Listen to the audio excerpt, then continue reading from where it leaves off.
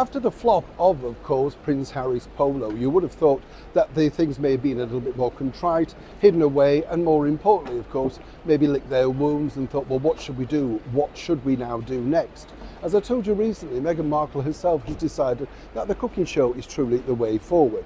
And the bottom line is, for her, she believes that once people get to know the real her, a little bit like, of course, she described in that Archetypes promo, remember? It's going to be fun. Well, it might have been fun for Meghan, but for the rest of the people, clearly they didn't tune in, and Spotify basically decided, well, this was the problem. You know, they decided they couldn't afford any more money. But according to an inside source now, Meghan has actually been truly inspired, and this could be finally something that the streaming giant Netflix actually quite like. Let me explain. Hi, good to see you. You're all right. Sorry, we're in a rainy London town today. Nice to have your company. By the way, I'm sure you're very aware I got told off the other day again. Spelling mistake, I know. It's quite funny. Actually, I think I might do that now to see how on the ball people are. You know, it's, as I said to you before, don't get upset by it. I don't. I just find it very strange because when you speak it into the machine, clearly, you know, it does get things wrong, and you know that's digital, isn't it? You know, but it's not the end of the world. But don't get into fights with people. It's not worth it. I'm big enough to take on my own battles, trust me. Some people might say, of course, well, the same thing for Meghan Markle, as you know.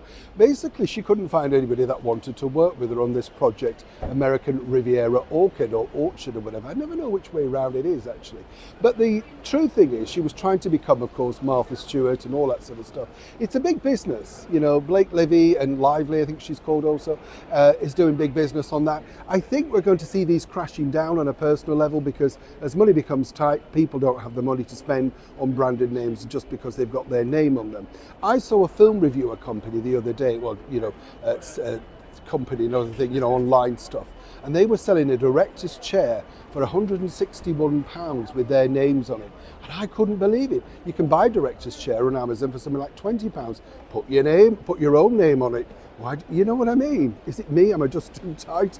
But then, don't answer that, of course. But then, of course, Meghan Markle has decided, and Netflix are kind of looking at this idea, is why don't we take your journey to becoming a successful entrepreneur? She's warming to this because naturally they've tapped into her ego.